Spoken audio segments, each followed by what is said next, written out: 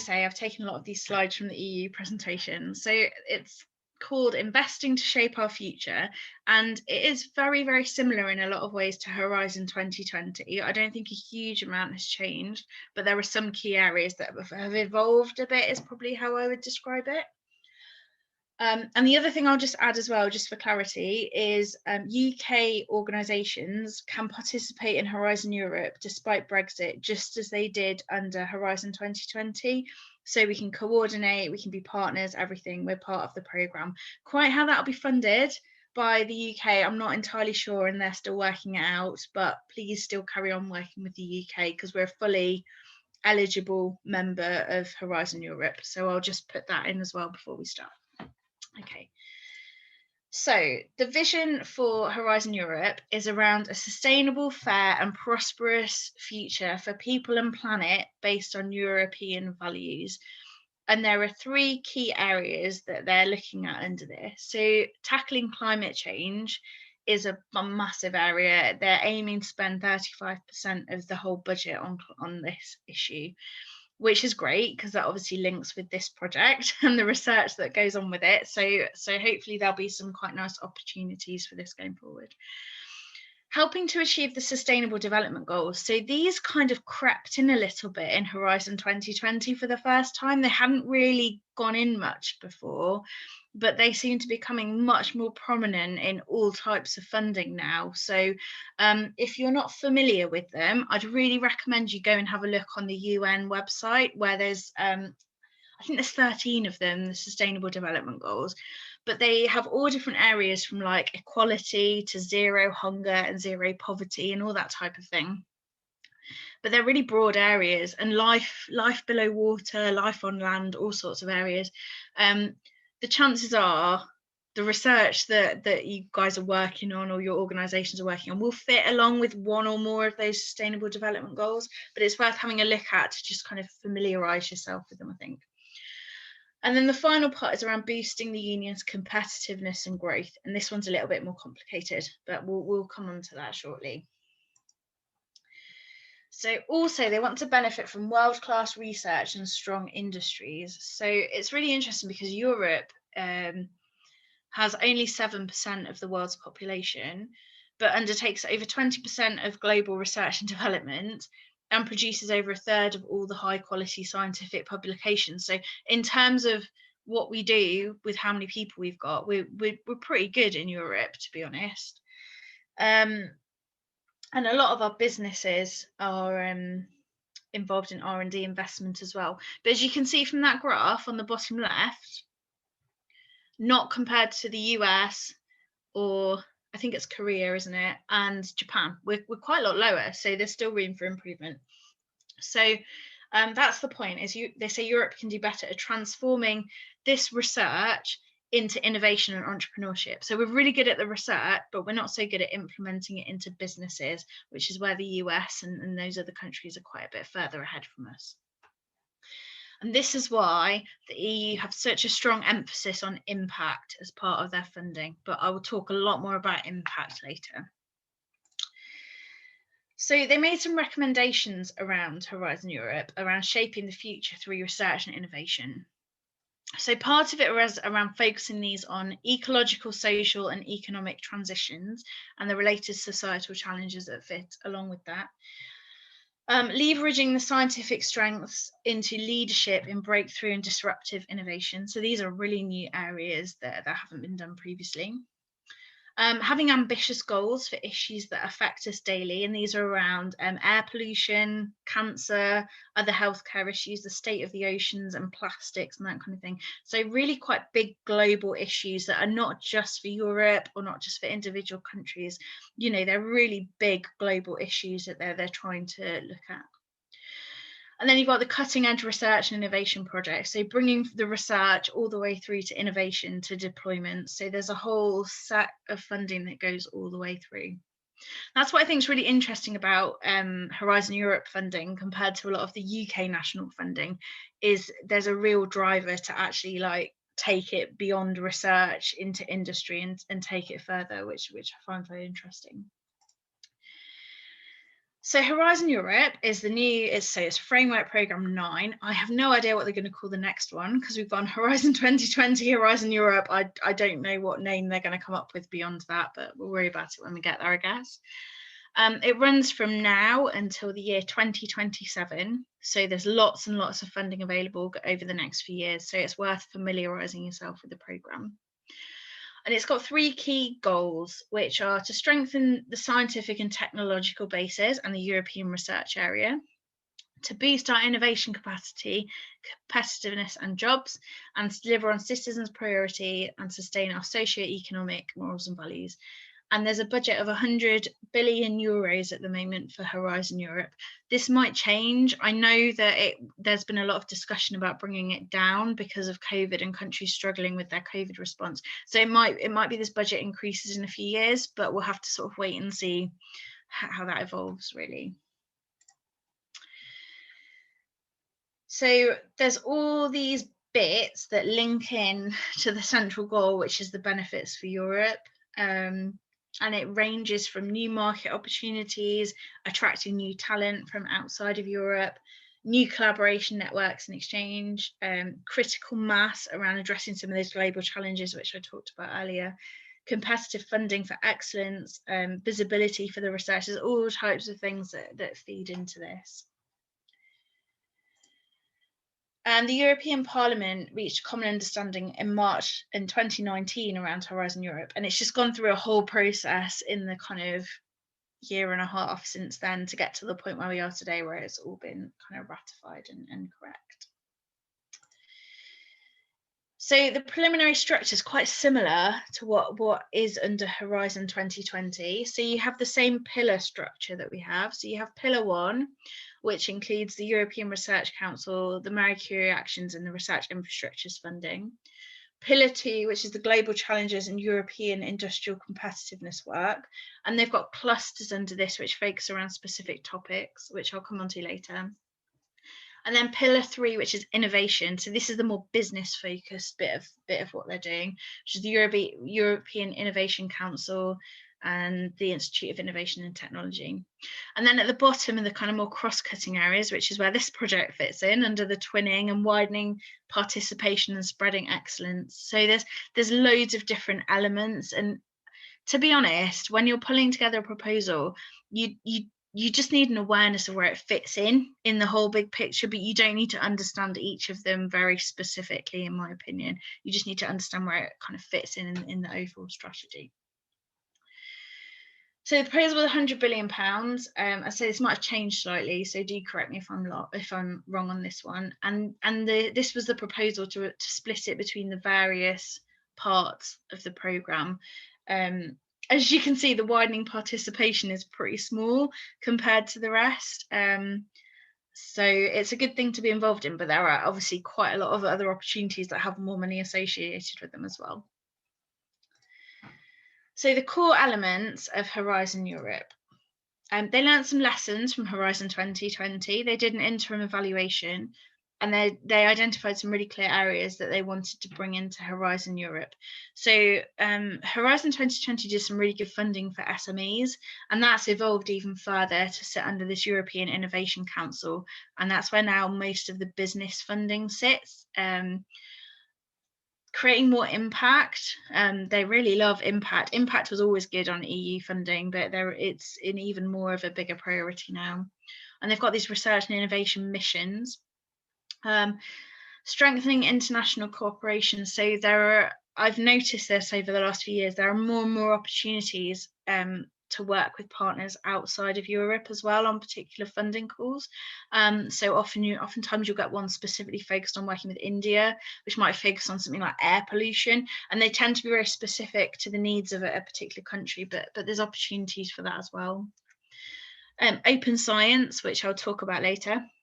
New approaches to partnership and spreading excellence. So there's quite a number of key areas that they've tried to increase quite significantly. The European Innovation Council, as I say, this is the kind of business bit. So I will just mention it. 70% of this budget is earmarked for SMEs, so it is very focused at small businesses. And they want to make it like a one-stop shop for any businesses that want innovation funding to go to. And there's two different types. There's Pathfinder grants and Accelerator grants. So if you're interested in that, have a look. Sometimes university partners and research partners can be involved in these as subcontractors to deliver research and development elements of whatever a company is developing. But I'm not familiar enough with the new programme to be able to talk about that in any detail. If it's something you're interested in, it's something we might be able to run a workshop on going forward, and maybe get some specialists in from the EU to talk about it or something like that. These research and innovation missions are about responding better to society and citizens' needs with strong visibility and impact. So there's very specific actions focused on key areas which have a really big impact on the European population and its citizens. And there's 5 mission areas. And these are going to be programmed from within the global challenges and the industrial competitiveness pillar. And these are the areas that these missions will sit under. So as you can see, they're quite big areas that are strategically important. I think probably one of the biggest things you can probably compare this to is the big EU programme, which was, I don't know if you remember, it's called the Human Brain Project, where they were developing a computer model of the brain. These are probably on a par with what was going on there, I suspect. But as I say, if anyone knows any different, please interrupt me and add some more detail, absolutely. Then we've got the new approach to partnerships. So this is about having more ambitious partnerships, both within and outside of Europe. And there's various things here around strategic orientation, new partnerships, MOUs and contractual arrangements, joint programs between Horizon Europe and other funding programs external to Europe as well. And some of these will require in-kind contributions, some won't. I think it's just going to be a case of looking at individual opportunities and seeing how they look in this respect. And these are some of the possible areas where they're looking at having some of these partnerships, so you can get an idea of what those look like as well. I'll just leave that up for a second so you can have a look at it.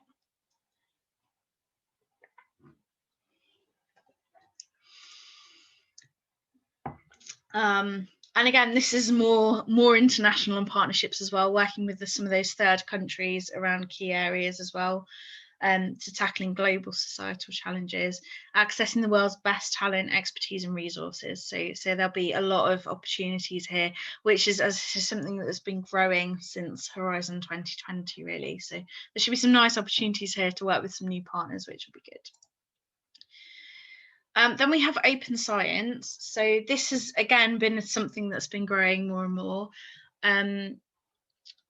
about better dissemination and exploitation of project results and support to active engagement of society. So all publications now from EU funded projects should be open access. There should be nothing hidden behind paywalls, so that this, it's publicly funded research, therefore it should be made available. And also the data as well. So I think that there's various support mechanisms once you have a project around your research data and how that's made available.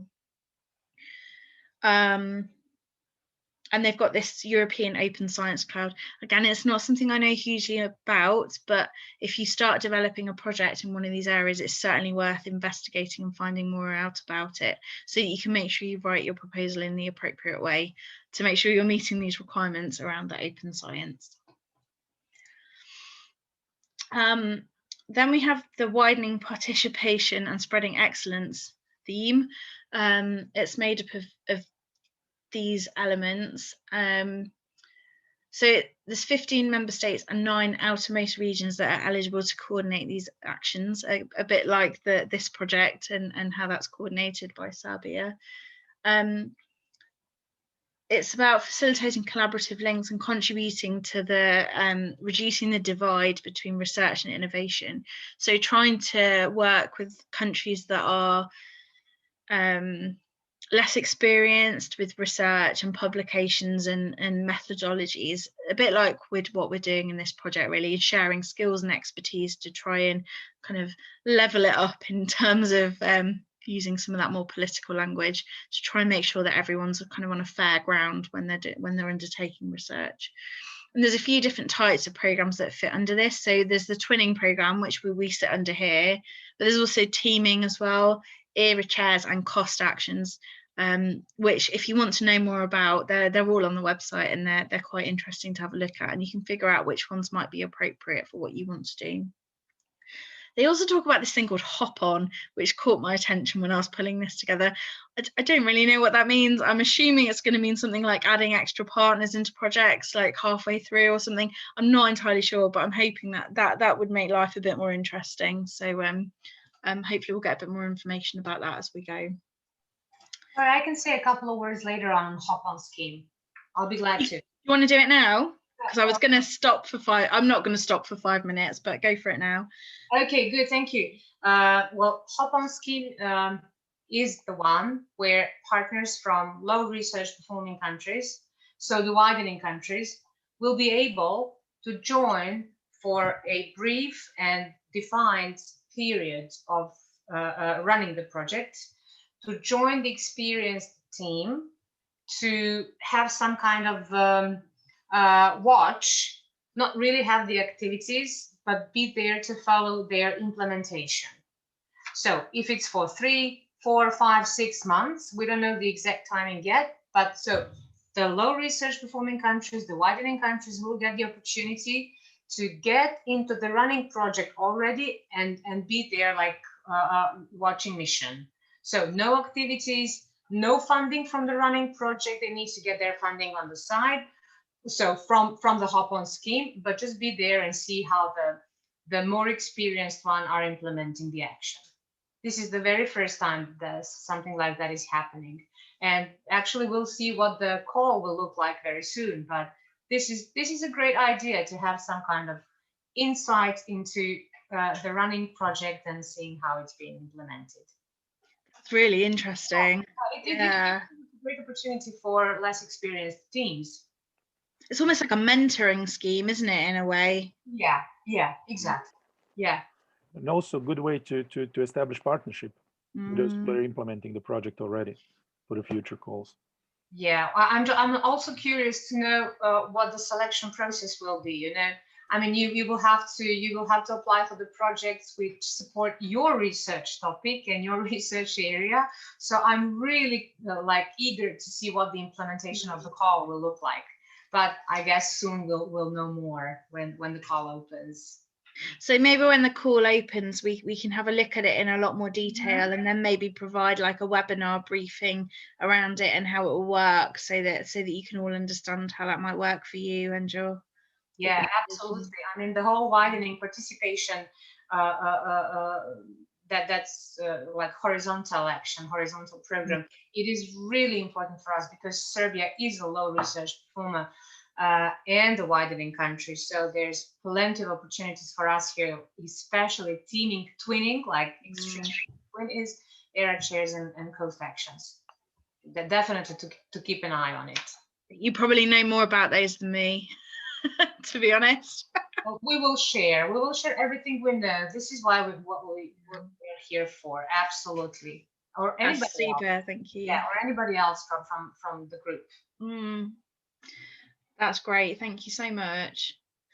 Yeah. Okay, so a bit more detail about Horizon Europe. So pillar 1 is the excellent science. So this is the really more, how do I put it? It's more the career development side of it for academics. So you have the European Research Council. European Research Council grants are very prestigious grants, and they are granted to an individual academic to undertake a period of research. I've worked on a few of these.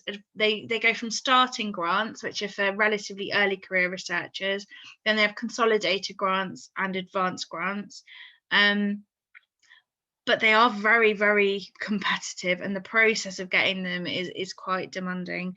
So, and you have to be a real research leader in your field to be competitive for them. So they are very, very demanding. But if you get one, they're phenomenal for your career in terms of development. So there's those. Then we have the Marie Sklodowska-Curie actions, and these are made up of a number of types of projects, which I think are really interesting. So they're mostly around doctoral training, so PhD students, and giving them the opportunity to move around Europe, go on placements and secondments, but also have joint training programs between a consortium of partners and also industry partners as well. So I think they're a really nice thing to get involved in, but again, very, very competitive. I've worked on a few applications and they are really tough to get. But if you get one, they're very, very rewarding. And if you're a coordinator on one, you get all the management budget as well. So they can be really, really good in terms of building up capacity internally to deliver additional kind of doctoral support. And then you have the research infrastructures. So I'm not so familiar with this area, if I'm very honest with you, but it's investment in infrastructure. And this is done very differently. So it's not an area I've really looked at, I'm afraid. So I'll pass over that for now. But if anyone wants to add anything at this point, please feel free. I have a comment. I participated in a few Marie Curie actions, and what is typically being done is you make also a consortium agreement, and the coordinating institution would usually ask the other participants to to put some of their budget into the management, which would then sit at the coordinating institution. So usually it pays one or two management positions at the coordinating institution. Therefore, this is also quite a good thing if you are a coordinator of such a project. They are really good projects, I think. But yeah, just really hard to get. Mind you, I think all European funding is very hard to get, to be honest. So that's why we it's good to have training to get better at it, I think. Thanks, Manfred. That's super helpful. Okay, then we have the global challenges and European industrial competitiveness. So these are the key areas that there will be funding around, and there'll be a work programme that sits around each of these. Now, my understanding is they're actually going to publish a 4-year work programme, which is the first time they've done that. It's normally 2 years. So you'll be able to see quite clearly what the plan is for funding over the next 4 years under these areas, which should be really helpful. There's quite a lot of budget available for these as well. This is over half the budget is for this area. So these are the clusters, and I'll just leave that up for a moment so you can have a look at it and the types of areas that they're looking at under those. So you can have a look at that and see which ones are most relevant for you. I appreciate this presentation may have dated, so they might have changed slightly. So please go and have a look at the website and make sure you've got the most up-to-date information. But hopefully that gives you an idea of the types of areas that they're looking at funding. So I'll just leave that up for just another moment.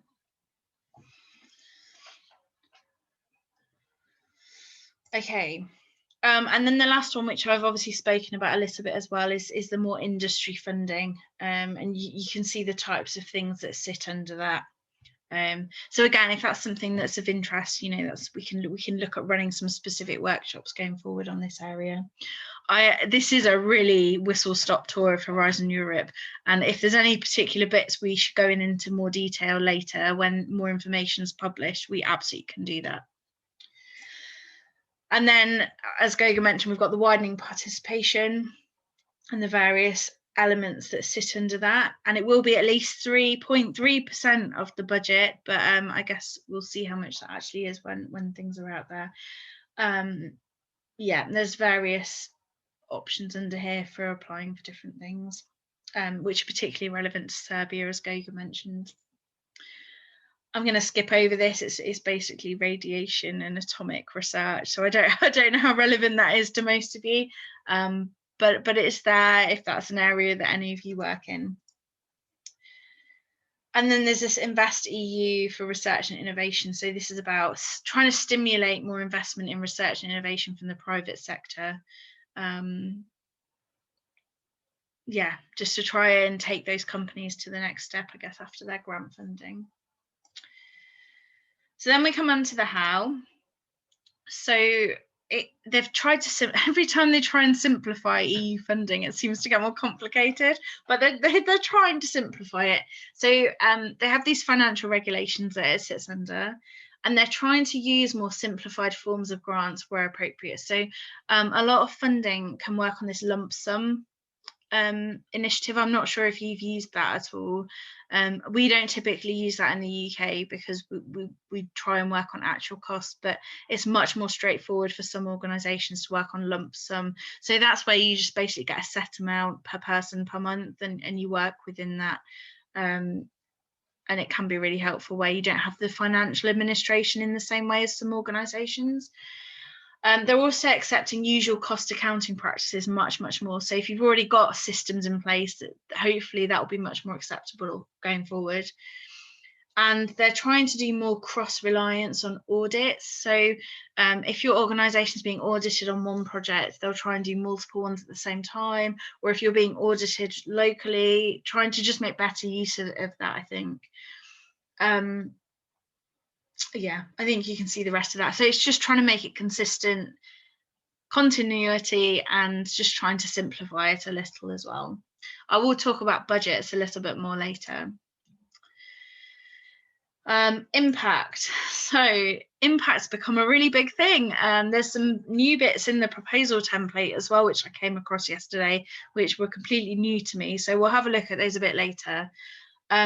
But they're interested in kind of three core areas of impact, which is the scientific impact, the societal impact, and the economic impact. And these are kind of broken down into key areas. In your proposals, you don't need to demonstrate all of these, but you need to make reference to some of, or the majority of them, depending on what it is you're doing. So I just think this is becoming much more and more of a big deal. And it's really important as well when developing proposals that you make sure you have allocated a reasonable proportion of your budget to impact activities, because I think that's going to be assessed more and more given the growing emphasis on it.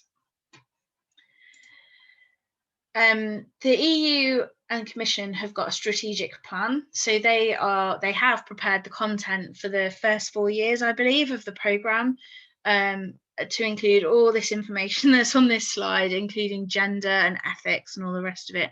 They have got some interesting new things around like gender equality plans, and looking to have organisational like strategies or policies around them, which were new things that we came across when we started looking at this. So for the European Research Council, it transpires we need a university policy around gender equality, which we've got an equality one, but not specifically gender. So we're in the process of having to write a new policy that fits and means we can apply for the funding.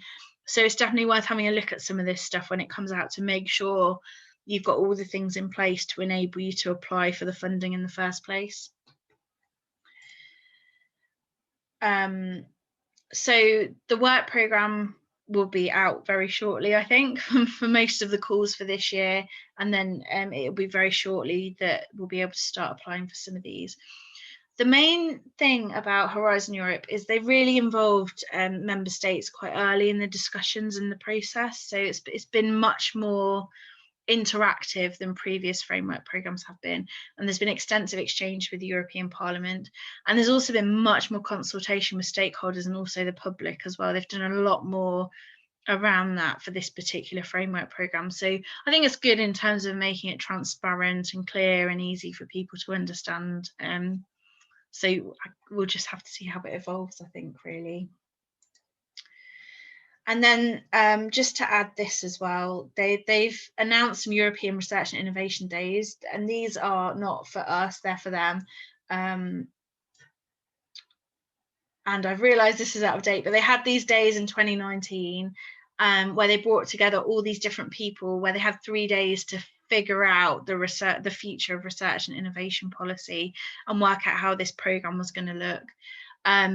and they discussed specifically the strategic plan, those missions that we looked at, and also kind of things like institutional partnerships, and those were all discussed in a lot of detail and agreed at these meetings. So it has been done in a very transparent and collaborative way. It's been developed very openly, whereas previous framework programs are often criticised for being, there was a lot of lobbying around particular areas from certain industries and that kind of thing. That doesn't seem to have quite been the case for this framework program, although no one knows what happens behind closed doors. So that's kind of that.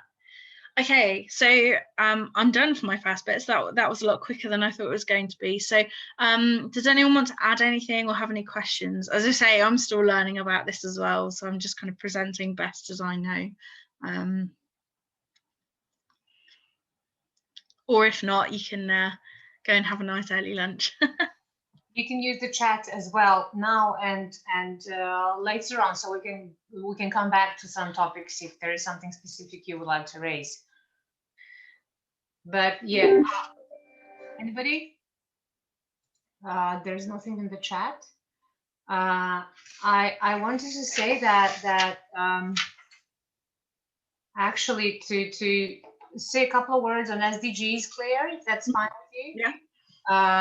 Besides the fact that there are 17 of them, they will be really very important and closely tied to missions, and make sure that not only you designate and mark which specific SDG you're relying to or underlining or impacting, contributing to impact, but address also those 167 indicators that are very related to SDGs. This is so very important. So the more specific you are, the better it is for a proposal.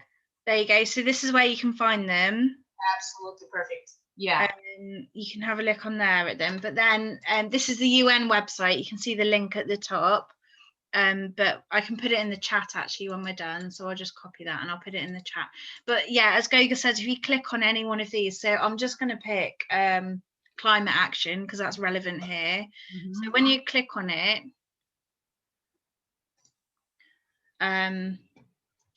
it's then got an overview of what the goals are underneath, and publications. Actually, it's not. Here it is, targets and indicators. Here we go. So there's specific targets. You probably can't see that, it's really tiny. There we go. Yeah, there's specific targets there for each area. So there'll be one or more that you can specifically link to those targets. Is that what you were talking about, Goga? Absolutely. So the better you link the key indicator and targets to the overall goal, that's a bingo. That's a winning combination. So don't just relate to one nominal big SDG, but go deeper and relate it to the indicators, and there are plenty of them. Yeah. So I've just put the link in the chat so you can find that website. Thank you so much. That's very useful, guys. You can find it in the chat. Great. SDGs are important. I also wanted to say that this 100 million euro was the initial wishful thinking. Yeah, what's it now, Goga? Yeah, which is trimming down really quickly, and it's going to be around 89 million euro over the next 7 years, hopefully. But there is still this multi-annual financial framework to be nailed down and ratified, and I guess this is the very last thing that will qualify the program and the calls and the work programs to be published.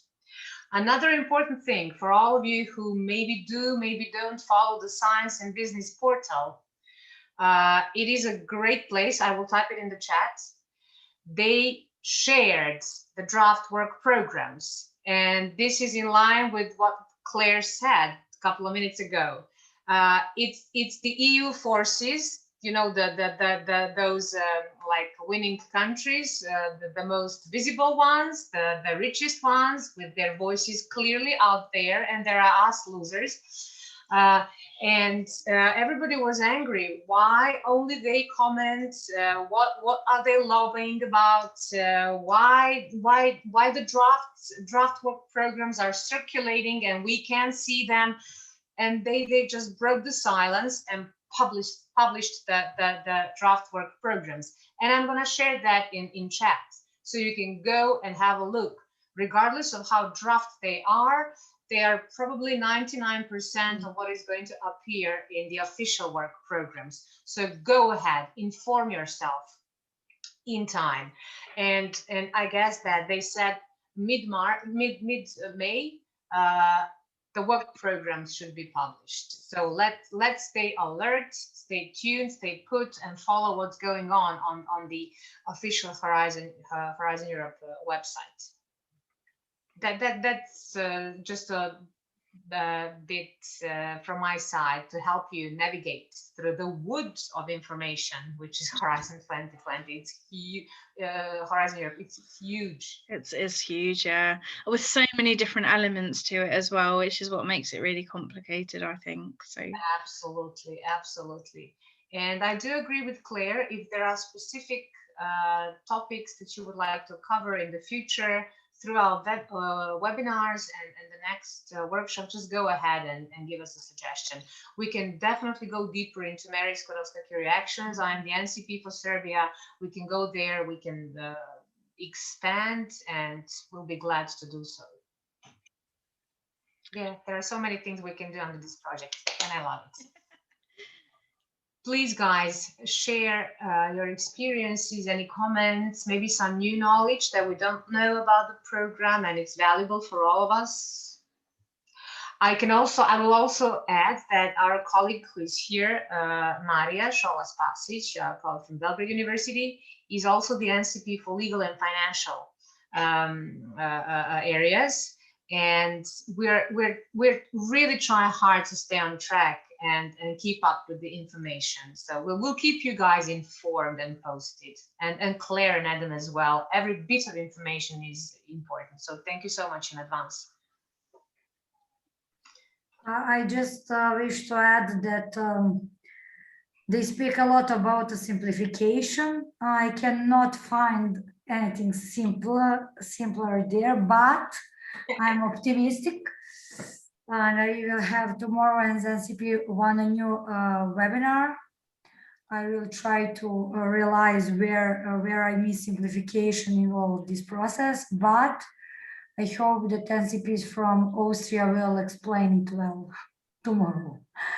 Oh, great! Share, please. Yes, of course. Whatever can be useful, but we will see. They speak a lot about it. I cannot say anything before they published unnoted model of grant agreement, because it is our guide for a period of next 7 years.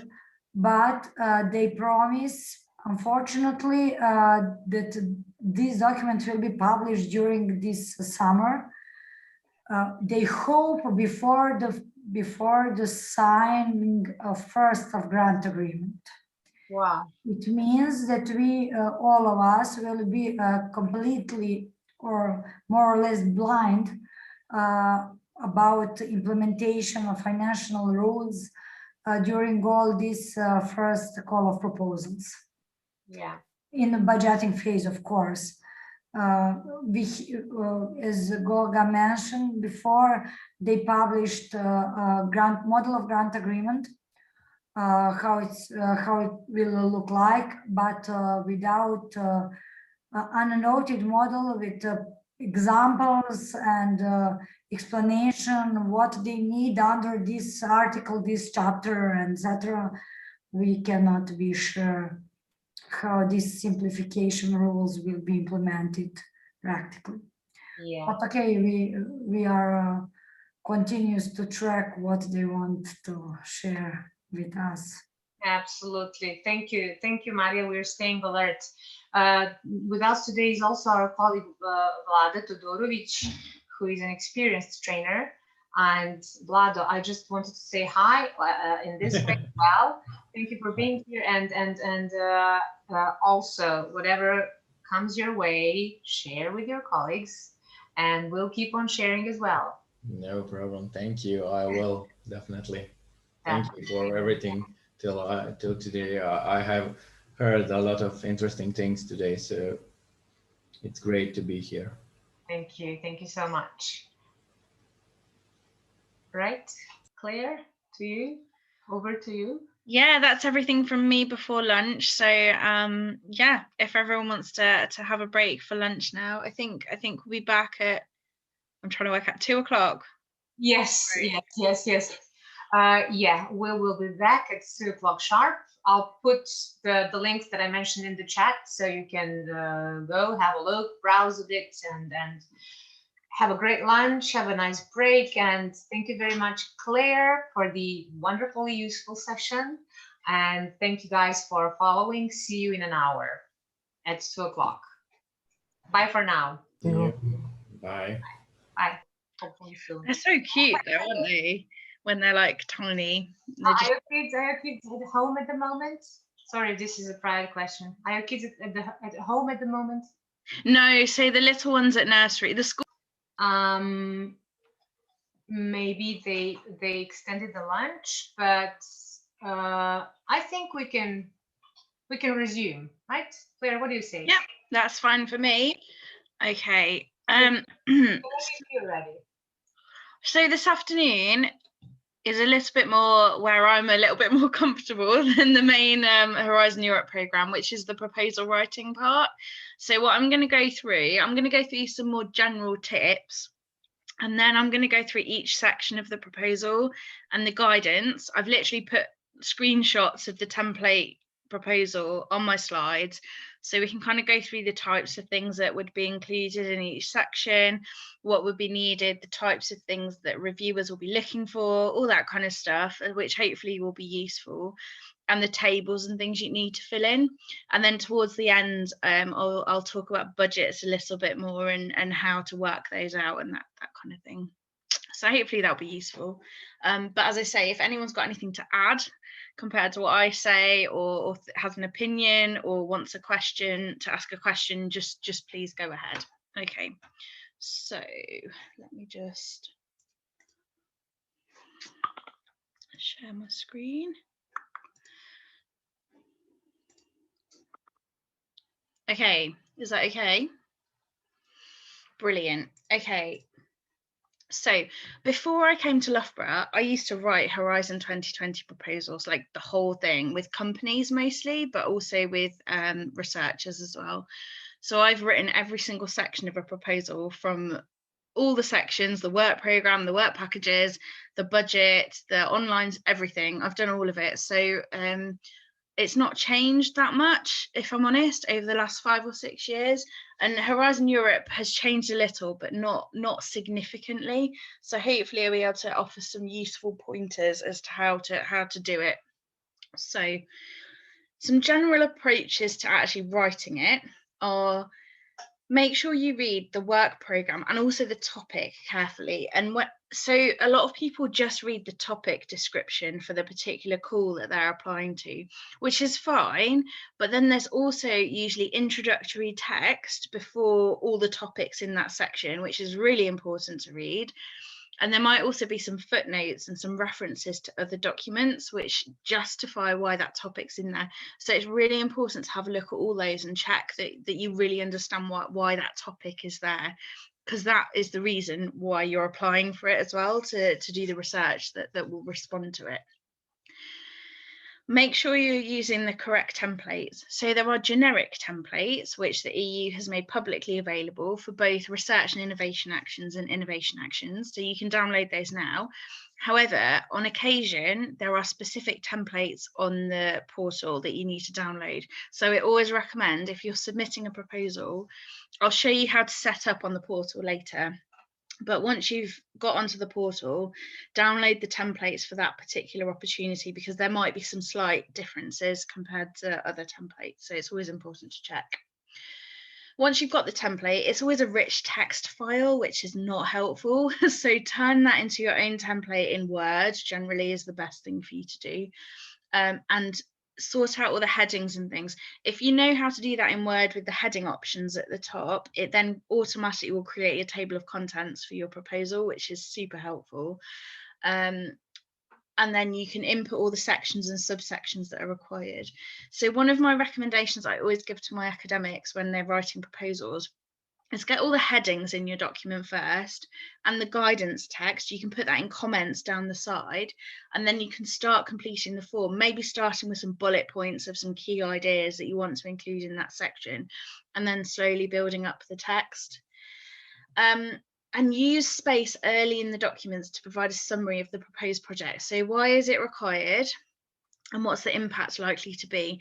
Every proposal that I've ever written, at the start of the actual proposal document itself, I always put a text box right at the start saying, this project is going to do this, it's needed because this, and it will achieve da da da da da da da da. So it's really, really clear to anyone reading it right from the start what your proposal is aiming to do. You can then go into all the background and context as to why it's needed, and climate change is a big problem, and blah blah blah blah blah. But you've set the scene already with any reviewer, so they're really, really clear what you're trying to aim for in your project. And it's worked really well, and it's always been received positively when I've done that. So I will just add one more thing to here, which is use your partners and use them carefully. So once you know who your team is, I'm not focusing so much on teamwork here. If that's something you want a workshop on later, let us know. But make sure you're using your team. So give them bits to do. They might not do them as well as you would, but they'll do some of it, and then you can then use what they've written to put into the proposal. So get your work package leaders to write their work packages and then put them into the proposal. So don't try and write it all yourself, if that makes sense. You know, that it's a team, they should all be contributing. And as Manfred said earlier, if they're not contributing during the proposal, it's just going to be horrific to work with them. So just maybe find a way to kick them out at that point. So some more general tips around your actual proposal document. Try and make it really easy to read. So use really clear headings, leave space between the text, and don't overuse colour. So you don't know what your reviewers are going to be reading it on. It might be a printed copy, it might be an iPad screen. So make sure that it can be read easily. Make sure your headings really stand out as well. So the template that the EU give is fairly guidance template, if that makes sense. So you have to use their headings, but there's nothing to stop you adding additional headings in there. There's nothing to stop you formatting the headings differently, putting them in a different font size or a color, or giving them a background so they're highlighted, putting lines under them. There's all sorts of things you can do to make your proposal much easier to read. But don't do that if your proposal's like rubbish, because it makes it look like you've just put loads of effort into making it look pretty and not into actually writing the proposal. So that there's a bit of a balance there in terms of making it easy to read. But there are some nice tips and tricks as to how to kind of lay it out nicely. Don't overly focus on the research or the technology. It's an important part of your proposal, but the other elements are just as important when the proposals are reviewed, particularly impact. So make sure you're not using too much of your page limit to say the technical details of what it is you're going to do, because the other bits are really important. So it's that balance between the different sections of the proposal and making sure that you're giving the various sections equal attention, because the sections are scored individually and out of 5, and it's those marks that give you the 15 that is what will rank you at the top of the rating to get your proposal funded. So it's really important you address all 3 criteria really well. Consider ways to, so the other thing is, I'll come on to the document itself shortly, but it's not a target to get to that 45 pages. It doesn't have to be that long. And consider ways to reduce the length of the proposal. So instead of writing a whole page, would a diagram be sufficient, or a table, to make sure you've included in the information that you need? And sometimes that can help make it clearer as well. And at the end, I've actually never done this, but it was on all the information that I found online. At the end of your proposal, please, include a short and clear conclusion at the end of the document about your project, just as a summary point. So when the reviewers do get to the end, they've got that to refer back to. They might not read your proposal in order though, and to bear that in mind, they might jump around a bit. So they might actually read your section 3 first, then your section 1, then your section 2. So just be mindful of that as well. And And don't repeat information, because you do have quite a tight page limit in the proposal. You might need to repeat a point, but in a different context. So you might need to say something in your impact section that you've sort of said in your implementation section, but in a different way, because it's coming at it from a different context. So it needs to be written in a different way. But don't waste space repeating yourself, because it's the page limit's been quite reduced for Horizon Europe compared to what it was under Horizon 2020. So it's going to take a bit of a different mindset to write proposals in that shorter way. Here's a funny story though. When I first started my job at Loughborough, I hadn't written many UK funding applications. I'd only written EU ones. And it turns out for research funding from UK funders, your proposal is 6 pages, 6 to 8 pages long. And I was like, how on earth can you write a whole proposal in 6 pages? But it turns out you can. So now I find EU proposals excessively long compared to what UK funders are. But it's been quite interesting comparing the two, because I was always used to writing really long proposals first. Okay, so the standard proposal template is made up of 2 parts. You have part A, which is the administrative forms. That might be you completing it, or it might be your support functions, depending on your organisation. And that's where all the budget information and organisation information goes. And then you have part B, which is your technical description of your programme. And depending what you're doing, there might also be a couple of annexes for ethical considerations and that type of thing, depending what your project is on. So the page limit for that part B is now 45 pages maximum. That includes your title page, your table of contents, everything. Any pages longer than that 45 will not be submitted. So when you submit your proposal, if it's longer than 45 pages long, you get a warning when you submit it. And if you still submit it, any pages beyond page 45 are watermarked out, so the reviewer can't even see them, so they won't even be considered. So just don't do it, because your proposal won't be assessed properly.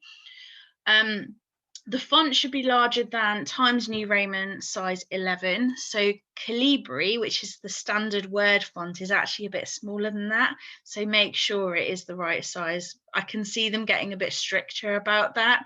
Now the template's a lot shorter than what it was before.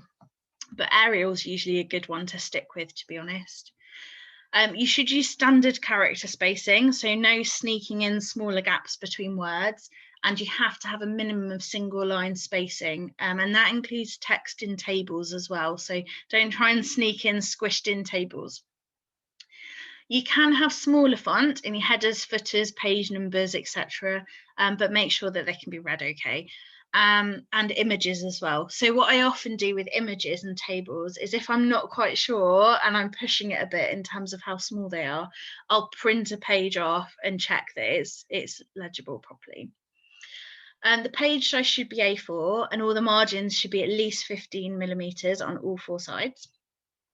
And don't put hyperlinks in your proposal, because they'll just be ignored. So there's just no point putting them in, really. You do need to put references in though. So if your hyperlink is a reference, then obviously you can do that. Oh, one more tip from me as well. 2 more, in fact. One is around your template. So when I start writing a proposal, the first thing I do is sort my font out, sort my margins out, and make sure that that's all correct. Because a number of proposals that I get sent that are over the page limit, and the academics asking me for help to reduce it down, all I do is make the margins a bit like the 1.5 centimeters, change the font size to 11, not 12, make the spacing between the paragraphs a bit smaller, and suddenly it's actually fitting, then they don't need to take anything out. So one of the first things I do is set up that template to make sure that I'm working with the right one in the first place. And my other comment is around references. So don't go crazy on references, like 10 to 20 is more than sufficient. Don't waste space on them. You want maybe half a page at the end, maybe a page. It depends on the research project and what it's looking at. But if you're struggling for space, it takes up less space to put them as endnotes at the end of the proposal rather than footnotes on every page, because if you put them as footnotes on every page, you're losing a big chunk of space on every single page. Whereas if you put them in at the end, you don't lose that space. So there's just some random tips from me that hopefully will be useful when you're writing your application. So the first section in your proposal is around excellence. So this is the scientific excellence of your project. And they want to know about your objectives, that your work's ambitious, and it goes beyond the state of the art. They want to know your methodology looks pretty good, what your concepts and models and assumptions are that underpin it, what interdisciplinary approaches are you putting in, appropriate consideration of gender. This is becoming a bigger and bigger thing, and I think we'll see the end of all male project teams going forward. So it's a really important thing to take into consideration. Open science practices, engagement of citizens, civil society and end users. So that's the type of thing that a reviewer would be looking for in this section.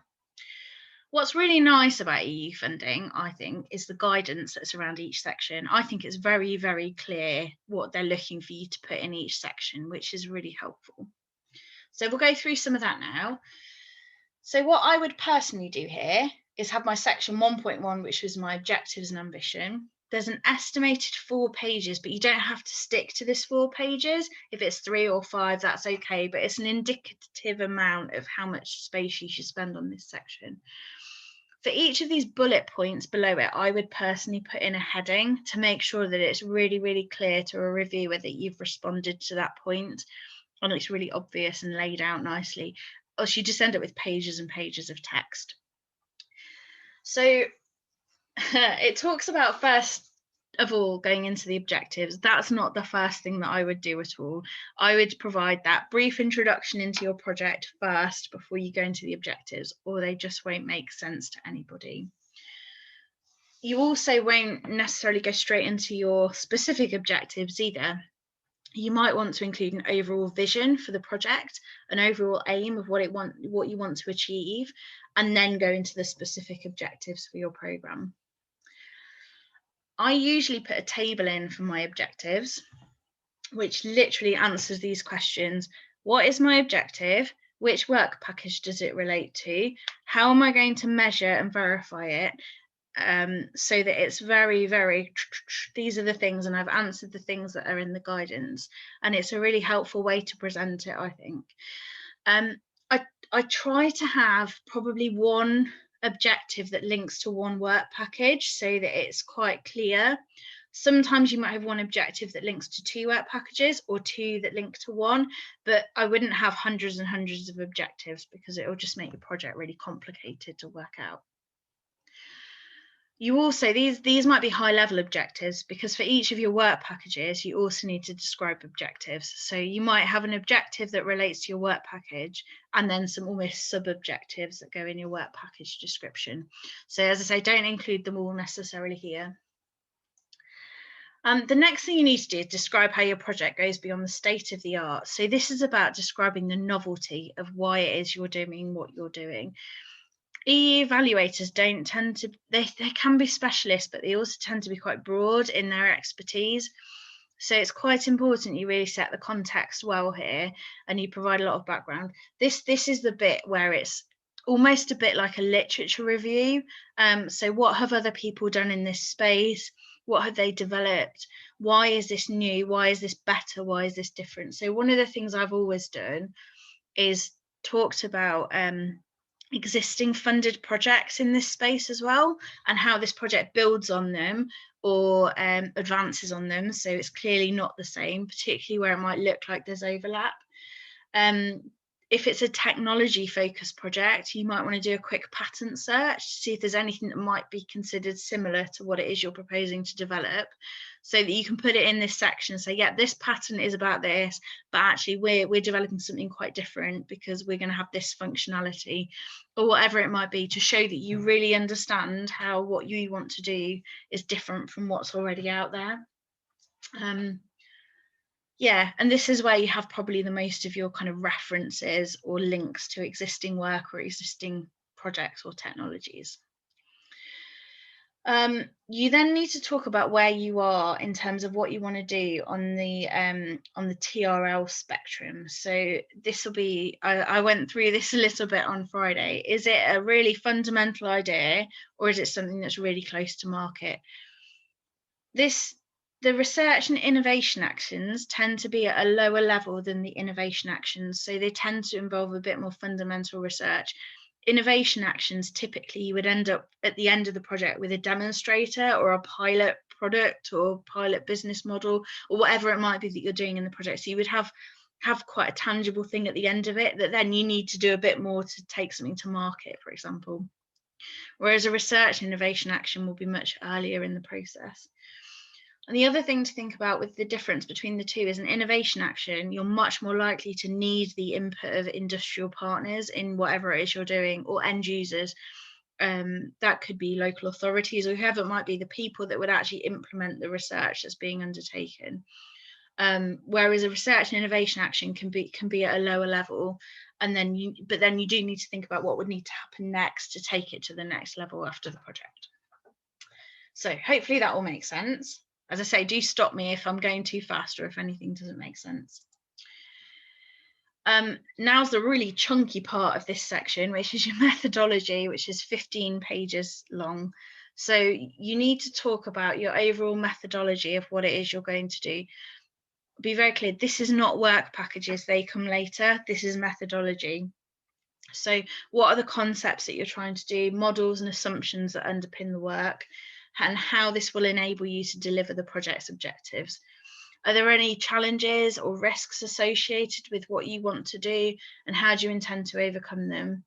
So this is a narrative, it's quite a long narrative, so 15 pages for me is quite a lot. So you need to really think about how you structure it as well. So you use these headings carefully to structure it, else you're going to end up with a lot of words on a lot of pages. I also think under methodology, for me, diagrams are super helpful. So the EU are quite big on things like PERT charts, which show flows between work packages, but it might be you have a diagram here showing the structure of your project and how different elements feed into different parts, or how the different partners contribute to different bits. So there's lots of different things you can include in this section. And the first part is 10 pages, so you have a lot of room to be able to do it. So think creatively about how you present that, and it's not just being loads and loads of text. So that's the part for me that I think is the hardest, because there's not a huge amount of guidance there. You're going to have to work it out for yourself and what's appropriate for the project. So that's the bit that I think is that you really spend time thinking about the structure. The next bit is about, any international or national research whose results will feed into the project and how you'll create links to them. So it might be you've had a project in this field already and you're building on it. So how will you make sure you can get the results from the previous project to use for this project? Or there's another project that was funded by the EU that you think would be useful. So you can explain how you're going to get in touch with them, or you've already got in touch with them and they've agreed to provide you information about something or other, and that's quite important. And then you need to explain how how the different disciplines that are involved in the project will be brought together. And this is quite challenging, I think, because the language between different disciplines can be really different. So I've worked on quite a few projects where I've brought together social scientists with engineers, and when you start, they really don't understand what each other are talking about because their terminology is really, really different. But as they progress through the project, they learn a lot about each other and how to talk and things. So this is a really important thing to think about where you are bringing different disciplines together. If you are not doing an interdisciplinary project, you need to explain why. So that all goes here.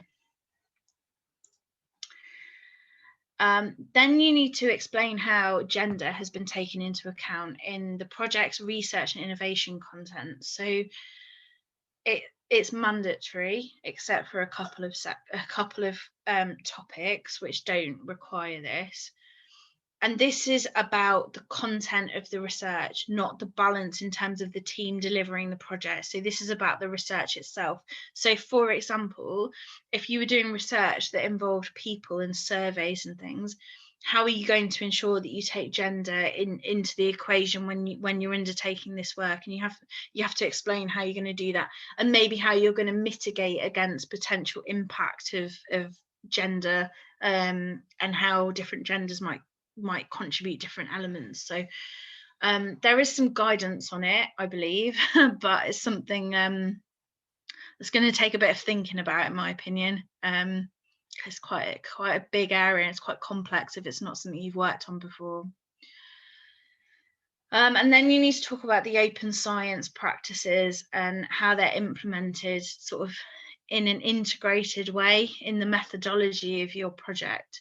So how will these be adapted to fit your work in a way that will increase the chances of the project delivering on its objectives?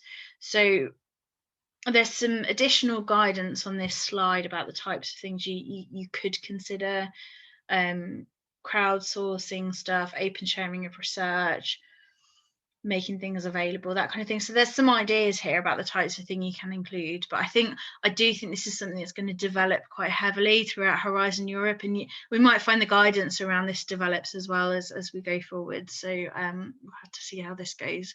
But again, if you've not done it before, you need quite a bit of thinking. I do think that there might be specific webinars by the EU on some of these topics to try and help people answer these sections, but we'll have to see if those become offered. And then along those same lines is your research data management and your research outputs. So how are you going to manage these during the project? Where are you going to store them? Who's going to have access to them? Who's going to be responsible for them longer term? All that kind of stuff. And it just needs a data management plan included in the proposal. If your proposal is then successful in getting funding, you then have to provide a detailed data management plan about what it is you're going to do.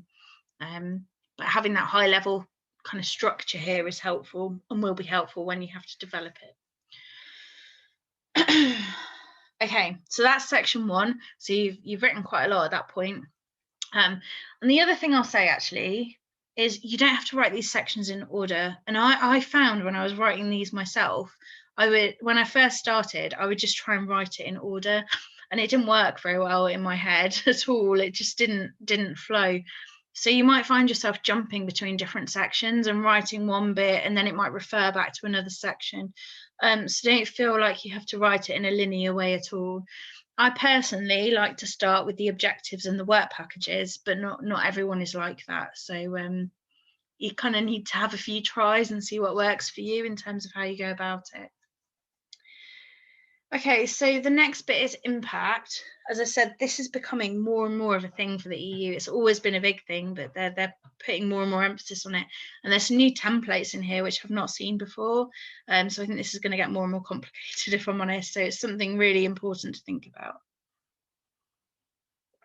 So the areas that will be assessed is the credibility of the pathways to achieve your outcomes and your impacts from your work programme, and the suitability and quality of the measures that you've proposed to achieve those expected outcomes and impacts. So this includes dissemination and exploitation as well. And here's what I said about going back to the main body of text that sits alongside your topic. You've got to respond to the expected outcomes that are set out for the work programme topic over the medium term and the wider expected impacts over the longer term. So you need to really understand the impacts in that topic, but then also in that work programme as well. So make sure you've read those and you understand them. So this is made up of a few sections. The first one is about your pathways towards impact. So this is about explaining how your project will make a difference in terms of impact beyond the immediate duration and scope of your project. So what are the types of things that it will achieve if it's successful? And then there are a number of components that you have to include in this. So the first one is about the outcomes specified in the topic, which we've just talked about, but also thinking about the wider impacts. So You know, are there outcomes, impacts that might be outside of that? So are you actually having an impact on society, or, you know, is it going to have economic benefits for certain parts of the world, whatever it might be? And it's important to be creative when thinking about these impacts, but also realistic, because they'll see through made up impacts, so don't make them up. The outcomes and impacts can be these three areas which I talked about earlier. So you've got the scientific impact, you know, scientific advances, creating new knowledge, maybe you're developing new equipment or reinforcing equipment and instruments, computing systems, all sorts of things. So there's the scientific impact in the first part. You know, you've got the economic and technological. So are you making a new product or service, or could your research that's had a scientific impact leads to a new product or service later? So it's important to think about what I describe as secondary impacts. So your project might not have an immediate impact in one place, but by working with somebody else, you then might achieve an impact, if that sort of makes sense. It might increase the efficiency of something, make it cheaper, increase profits. There's all sorts of things that can be included under that. And then you have the societal impact, which is a big deal and should be measurable where possible, but can be really difficult to do. So, for example, decreasing CO2 emissions. How much do you think it's going to decrease them by, and what would the impact of that be? Yeah, improving policies and decision making, improving customer awareness of certain products and services. So there's a lot of different things, and it's very specific to your project as well. So it does need some time and thought into figuring out this impact. And only include the ones where your project will make a significant and direct contribution. There's no point putting tenuous links to really wide impacts. You need to really think about some really clear, tangible outputs and impacts that you'll achieve. But they're also very clear that if there are any potential negative outcomes or environmental outcomes of the project that might be the case when something's brought to scale, it's important to talk about it and how that might be managed. And that it's not a bad thing necessarily, because if what you're doing's got lots of other impacts in many other ways, then it's probably okay, but it's just for awareness for them, I think, so they can kind of manage that to some extent. Thinking about requirements and barriers. So for barriers, I would often put a table in. What are the main barriers to achieving impact? Why are they a barrier, and what are we going to do to try and overcome that barrier? And again, that's quite a nice structure to kind of make it very clear you've thought about all the barriers and what they're going to include. Yeah, mitigation around those as well. So that's that one. This does not include risks to your project, that comes later. You also need to think about an indication of the scale and significance of the project's contribution to the expected outcomes and impacts. So how big is your impact likely to be, or how significant is it be? So you might have a really small impact in terms of I'll think about a cancer project, for example. It might be a very rare type of cancer that only affects 50 people per year, but the significance of being able to fix that is huge in terms of saving lives.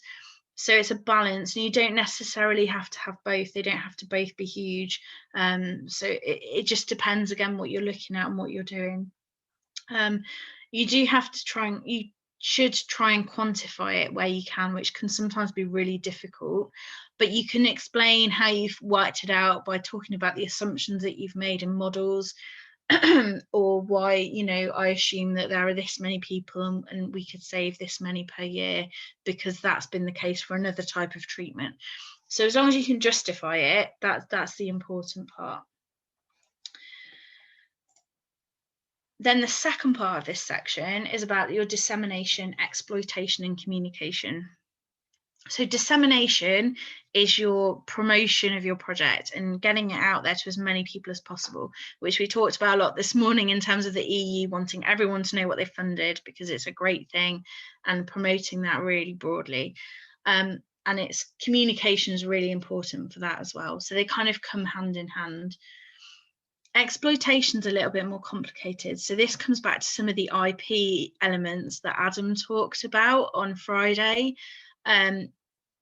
these typically would need to be outlined in your proposal. So, you know, what are you going to do with this new knowledge? How do you propose you're going to protect it? And this is the type of information you'd include in your proposal long before you're even thinking about a collaboration agreement or a consortium agreement. This is initial thoughts about how the IP might be distributed. So it is really important to think this really thoroughly through. You know, what's the best way to protect that particular element of intellectual property from the project? Sometimes it's just a case of it just being know-how, and that's fine. But other times you might want to, you know, look at patents and that kind of thing. It's really important to think about it as well, because these are elements that will need to be included in your budget later. So if there's anything that might have a significant cost, you really need to find out how much it's likely to be, because patent costs, I know, can vary quite significantly if that's a route to go down. And also licensing agreements as well can be quite costly if you're involving solicitors and all that kind of thing. And there you go, that's exactly what I've talked about, sorry there. So who's going to have the rights to it as well? Are there any trade secrets, etc., etc.? So that's pretty much what I've just spoken about there. And then this is new, I haven't seen this before. So this is a new table summary of impact that they're now asking for. And there's 2 pages here, so I'll just run through it quickly. I'm not an expert on this because it's brand new, so I don't think anyone's probably an expert on this, but let's see how it goes. So what they want is a summary of your impact section in the diagram below, showing the key elements of the project impact pathway and the measures to maximize its impact. So to be honest, I think this is probably a good place to start your impact section, to draw this diagram and then write the expanded version in the text if I was you, but you have to see how you get on, I think.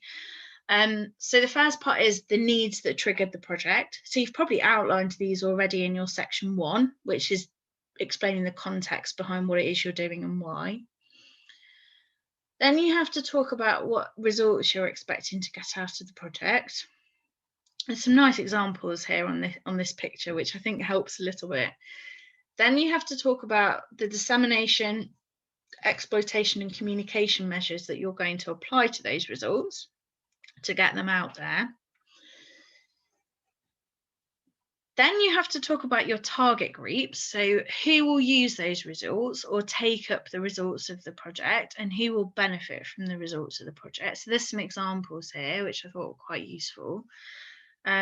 This is where it needs quite a bit of thought, I think. It's not so straightforward in my opinion.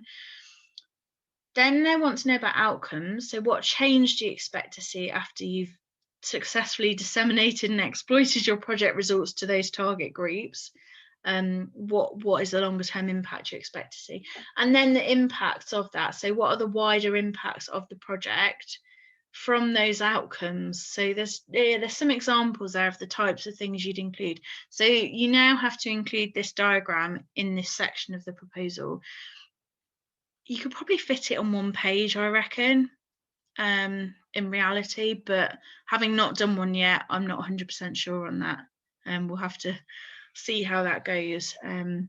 But hopefully that's useful, because that was new to me. So I think it's a useful planning tool anyway. It reminds me a lot of, I don't know if anyone's worked on like theory of change documents. It reminds me quite a lot of that type of thing. So maybe they're kind of trying to move towards that space. I don't know. So that's section 2. I'm going to stop for 5 minutes because we've been going for about 40. So if everyone just wants to take 5 minutes for a quick stretch, and if we come back at like 1:45, is that probably okay? Brilliant. I'll see you in like 7 minutes. That's perfect. Thank you so much. That's okay. See you soon. Bye.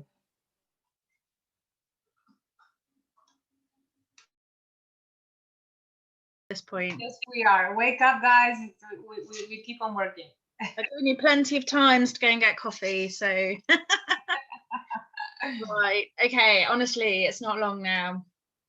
So section 3 of 3 sections. So we're getting there now. So section 3 is about the quality and efficiency of the implementation of the project. And this is considered around your work plan, how well it's written, how effective it looks, risk, and the appropriateness of the effort assigned to the work packages, and the capacity and role of each participant, and how the consortium as a whole brings together the necessary expertise. The biggest thing I'll say about that second point is about not duplicating effort. So you might have somebody really awesome you want to work with, but if they're doing the same thing as you in the project, or they have the same area of expertise, that's actually not a very good use of resources. So just make sure that everyone you have in your partnership has a very clear, defined role as to what it is they're doing within the project. So this section is made up of quite a lot of tables. There's much less narrative in this section. And I think this has shrunk quite a lot from what it used to be in Horizon 2020. So I think it will be quite challenging to fit everything in here. And I think there'll probably be a lot of iterations and cutting it down as you go. So here's what you have to do. So you've got 14-ish pages, and you need to do the following. You need to provide a brief presentation of the overall structure of your work plan. So this would be a narrative explaining your work program, how you've designed it, how you came up with it, the fact you've built in some contingency into the program, and you've allocated tasks appropriately, and an introduction as to what it is you're doing. There's a need to show the timing of the different work packages and their components. So this is typically a Gantt chart. Luckily, this doesn't fall under the same rules about font size, which is kind of helpful. So I would typically use up a whole page for a Gantt chart for these proposals, or even more in some cases. It depends how many activities you've got and how long your project is. And I would usually do it on a landscape page, so you've got plenty of space. But hopefully you can draw out your project and the timings of the main activities. I personally always draw these in Excel because it's quicker and easier to change it when you have to make changes later as things evolve and develop. But some people like to use Microsoft Project, so it's entirely up to you what you want to use and how. I wouldn't do a table in Word; it's really complicated to do. But definitely, Excel is quite helpful here. Then you need a graphical presentation of the components showing how they interrelate to each other. So they describe this as a PERT chart or similar. It's basically like a flow chart of your work program.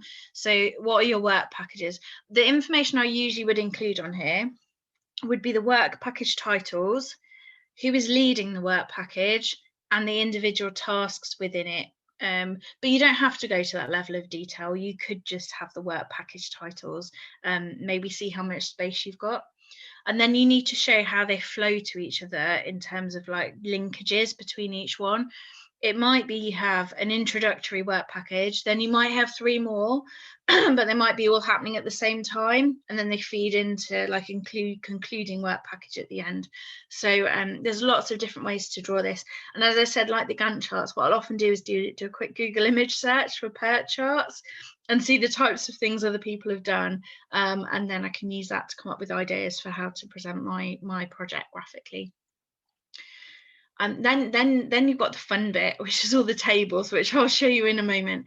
So there's all these tables you have to fill in, which I've got screenshots of. As you can see, there's a lot of tables. So we'll go through those shortly. And then you also have to talk about the capacity of the participants and the consortium as a whole. And you've got 3 pages to do this. So this is who are your partners, what's their expertise, what are they bringing to the project, how are they coming together to deliver the project, how do they complement each other. I can see tables being quite useful here in terms of who are the partners, what's their area of expertise, which work package they might be contributing to, and then which other partners they're working with at various points. And also maybe some diagrams about who's working on which bits of the project potentially could be useful. If there's industrial or commercial partners in your projects as well, you need to be really clear where they fit in the whole structure of it all. You know, are they contributing to the research, or are they just going to be involved towards the end in terms of testing and checking that things work properly? And then there's also some additional information about if any international organisations are involved that might not be eligible for funding, but I personally would deal with that on a case-by-case basis. So here's all the tables that we get to fill in as part of this section. So you have your list of work packages. Everything in EU world is done by person months. So there's no financial information that goes into the main proposal at all. It's all in the administrative forms pretty much. They're interested in person months. They're not interested in the cost at this point. So how many person months are you going to need for each work package? So each partner will put in various person months into each bit of work. And that's the bit, I'll come on to budgets in a minute, but that's the bit where Excel comes in really helpful in terms of developing your overall budget as you go. I might get Goga to talk about how she did it for our project, how she managed developing the budgets. Actually, that might be quite helpful. You then have this table, which you have to fill in for a work package. As you can see, it's all there, who your partners are, how many person months they're putting in, when does the work package start and end, what are the objectives for the work package, what's the description of work, and what are the deliverables. There's a few tips I'll give you here. For a normal sized project, I wouldn't tend to have more than 7 work packages, I would probably say ish. Obviously, it depends on the project. I certainly wouldn't go more than like 9 or 10 for a normal sized EU project. Obviously, there are some really, really big EU projects which might have more, but for a standard sort of £1 to £3 to £5 million project, I'd probably have like 7-ish. We've talked about objectives. You probably want one overarching objective for the work package, but then you might have some sub-objectives that fit under it. I always break down the description of work into tasks. So I would normally have between 3 and 5 tasks within a work package, and you would usually number those. So if it's a work package 1, you would have task 1.1, task 1.2. And if you number them that way, it's easier to keep track of them. And then here's the fun part about deliverables. So when I first started writing proposals, I thought you needed like a deliverable per task. I just thought that's what you did. Yeah, don't ever do that, because you end up spending the whole project writing deliverable reports, and that's not so fun for anyone. So for each work package, you probably want a maximum of 3 deliverables. Between 1 and 3, I think, is perfectly reasonable. They might be reports, they might be publications, they might be prototypes, they can be all sorts of things. And I'll show you the deliverables table shortly. But there's all types of deliverables that you can have. A software model, for example, would be a deliverable. Then you summarize the list of deliverables in this table, which links them to the work package, who's leading the deliverable, which might not be the lead of the work package. It might be the task leader, for example. The type of deliverable that it is it a report or a publication? The dissemination level, there's some more guidance around this. Is it confidential? Is it public? Is it available just within the consortium? There's a few different options around the dissemination level, and the delivery date that the deliverables due, and that all goes in this table. Additionally, you then have a list of milestones for your project. So in EU world, milestones are typically key points in your project where you would almost stop and do a bit of a review of what you've done, or you achieve something very significant at a certain point. So for a typical project, you might want 3 of these overall. You don't want loads of them, but they're key points where maybe you've developed something, or you've tested it, or you've got a working prototype. So there might be those types of things. But again, there's some more guidance in the template as to the types of things you could include here. And also you need to explain how you're going to verify that milestone. So it's all well and good saying you've met it, but who's going to say, yeah, they met it and it was great type thing. So you need to explain that as well. They want to know your risks. What is the risk? What's the level of likelihood and the severity or the impact? So a bit like that table that I showed you earlier with the risk matrix. Which work package does it relate to, and what are the mitigation measures that you're going to put in place? Don't make this huge. You don't want your project to look horrifically risky. but really think about the key risks that are likely to take place. And you want a bit of a mix as well. So some of them might be like management risks. So, you know, what's going to happen if your coordinator leaves, or you can't recruit properly. And some of them will be more research-based risks. So, you know, the lab not being available or whatever it might be for your project. So they'll be quite specific, I'd imagine. And then you have your summary of staff effort. So on here, you complete this for every partner, and you have to put how many person months they're putting into every work package. And then you have to do it per partner and then in total. So it can become quite a big table if you have a lot of partners on your project, and it can become quite a big table if you've got a lot of work packages on your project. Usually this kind of takes up about half a page, I would probably say, but again, it depends on the size of your project. Yeah, so there's that table. And also all these tables are included in that 45-page limit. So as you can see, these take up quite a lot of space. So make sure you format them well, is what I would say. So those are the tables that you need to put in. And then I'm going to just talk briefly about budgets. Adam, if you have anything to add while I'm talking about this, please just interrupt me, because you're more of a coster than me. And Goga as well, if you have anything to add about how you went about it, please do. So Excel again is your friend here, because you've got lots of partners with lots of budgets, and they're probably going to ask for too much money, and you're probably going to need to tell them they need to ask for less money. So you need to have an idea where you can tell them to cut down their budget.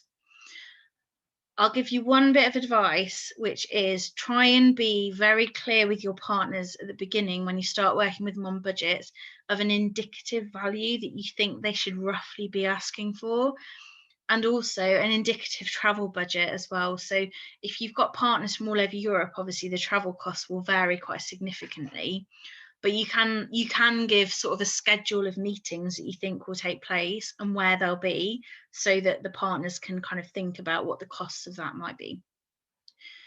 So you have to put all this financial information in the administrative forms, and I'll show you how that looks in a few moments. And the costs are broken down into very specific categories. So it's really important to understand what these categories are and where you need to put the different types of costs. And it's really important to get those from your partners as well, because if they just provide you like, our costs are 200,000 euros, that doesn't help you at all, because you can't put it in the table. The budget details are looked at by reviewers, and they do that to check that the work plan and the activities that you've proposed in your proposal have been thoroughly thought through along with the resourcing. So they do look at them. And costs should be justified within your work package descriptions and within your resource tables. So that's how you justify all your costs. It's important to think about when you talk about your work packages. You'll usually have a work package called like dissemination and exploitation, and in there you want to talk about all the things you're going to do, like brochures and whatever, and so that the costs are clearly linked to that work package. So it's quite important to think it through in a lot of detail. So the types of costs that are typically covered is you have direct costs, first of all. So these would usually be your staff costs. So these are usually most of your budget, like 70% or so, sometimes more, sometimes a bit less. And they're calculated using these person months associated with the work package. So you work them out by working out the salary plus what we describe as on costs for an individual person. So for example, you know what somebody is paid, and that's a chunk of it. They then might have a pension contribution that the organisation pays for them, that goes on top. And then there might be some national tax. In the UK, we have something called national insurance that goes on top of that. So their monthly cost is actually quite a bit more often than what their salary is. So it's important to understand what those costs are to add them on, because else you just won't get them back. So it's important to do that. And it's important to be accurate, because these are the types of things that will be audited by the EU if they come and check your project, to check you've not been claiming more than what it's actually cost you to employ those people. The other thing to bear in mind is average salaries can vary quite significantly across Europe. So you'll find that the UK, Germany, France, and the Netherlands have got a lot higher salaries than Serbia, Greece, Turkey, Poland. So sometimes it's really great having partners from those countries because they cost a lot less but can still put the same amount of effort in. So it's a really good thing to do, in my opinion. But you might want to think about where your partners are from, because some partners will cost a lot more than others, and that's just how it is. Cost of living is different, you know. So yeah, just bear that in mind, I think. So that's what I'll say about the salaries. So Goga, we had to do it, didn't we, for this project? So one of our professors, we had to justify he was earning what we said he was when we Yes, you're very right. During the grants agreement preparation phase, which follows immediately after you'd been informed that your grants application was successful, you go through a phase of negotiation with the European Commission, and they clearly wanted to justify the salary of one of the professors from Loughborough, who is a critical person to the project. So we did ask Claire and Adam to help us, and it was enough just to provide a clear and well put, well justified sentence. Nobody asked further questions, but in comparison to average salaries, it was a bit like popping up like something that is not that average. It was way over the average. Unlike nobody ever asks about salaries in Serbia. And I know that the researchers who are listening to us right now are not very happy with what they get for the same amount of work, but we know we're cheap labor, so it is what it is. So we won't ever deny the project because of that. So research is always more important, I guess. Yeah. So yeah, just something to be aware of, really, more than anything, really, I think. Okay, so the second part is subcontracting costs. These are important to include in your budget because they're a separate category of costs, and if you don't put anything in there, you then can't do anything in that category. And they should take up a pretty small proportion of your budget, but these might include things like subcontracting a partner to develop your project website, or we've used it before for things like translation costs, where we're doing research in countries that don't like the general public don't have great working knowledge of English, so we might need to translate the surveys and things that we do in those countries into English so the researchers can work with them. So there's lots of costs like that you can potentially subcontract from the project as well. And then travel costs. So I think we're going to see a bit of a change here actually now. Traditionally, EU projects have been quite heavy on travel costs because of traveling around Europe to meet all the partners and do the work and everything, for meetings and dissemination activities, conferences, etc. But I do wonder if expectations around that will now change, because it's now become so much easier to do meetings like this virtually. I mean, it doesn't replace face-to-face, don't get me wrong, but maybe there's slightly less need for face-to-face than we thought, which is a shame, because one of the big benefits of these projects is the relationships that you build up from visiting. So I think we'll just have to see how this changes, to be honest, and see what kind of feedback comes in, are my thoughts.